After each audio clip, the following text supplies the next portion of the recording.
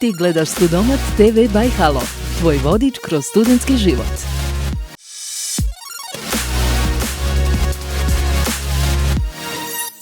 Homework Hub je bio domaćin javne diskusije o nacrtu zakona o visokom obrazovanju kantona Sarajevo sa ministricom Aleksandrom Nikolić i studentima. Studenti su imali priliku da iznesu svoje mišljenje o nacrtu zakona, postave pitanja ministrici, te da kroz razgovor sa ministricom pokušaju pronaći adekvatna rješenja koja se tiču bolje organizacije visokoškolskog obrazovanja u kantonu Sarajevo. Nacrt novog zakona o visokom obrazovanju, između ostalog, predviđa da studenti mogu zasnovati radni odnos i tokom njihovog redovnog studija. Visoke cijene školarina, studentskog smještaja, režija, hrane i udžbenika su problemi sa kojima se susreće većina studenata. Troškovi posebno pogađaju studente koji ne studiraju u svom gradu i prinuđeni su da unajmljuju stanove ili žive u studentskim domovima.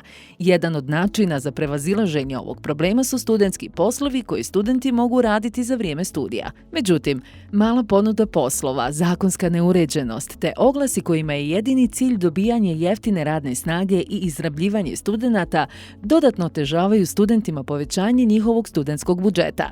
Studomat ekipa je razgovarala sa Azrom Ivazović, pomoćnicom ministrice za visoko obrazovanje kantona Sarajevo, i Elmom Slavić, studenticom Ekonomskog fakulteta Univerziteta u Sarajevu.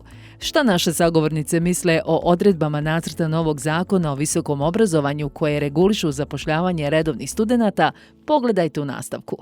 Što se tiče odredbi o zapošljavanju trenutno aktualnog nacrta zakona, mislim da je odlična prilika studentima, jer kao što smo upoznati sa time, prvi put se takva stavka spominje.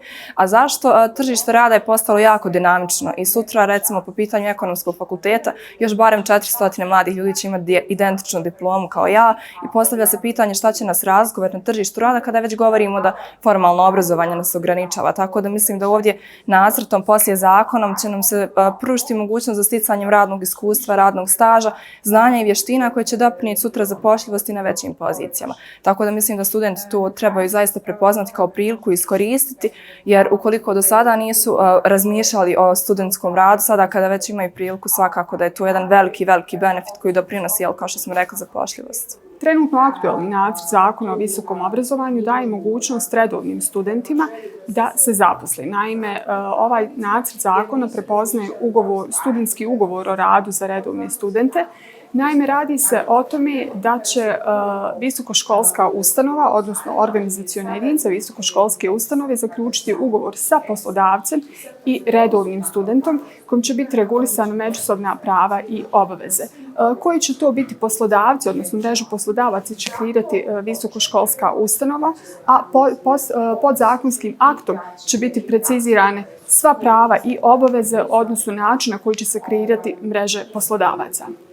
Ministarstvo je ovom zakonskom odredbom imalo intenciju da studente potakne na rad kako bi sutra bili prepoznatljiviji na tržištu rada i dalo mogućnost da osim vanrednih studenata koji zbog želje da steknu radno iskustvo izostaju sa predavanja koja su im jako bitna, na ovaj način će moći i redovni studenti imati tu mogućnost, a da zadrže svoj status redovnog studenta na budžetu.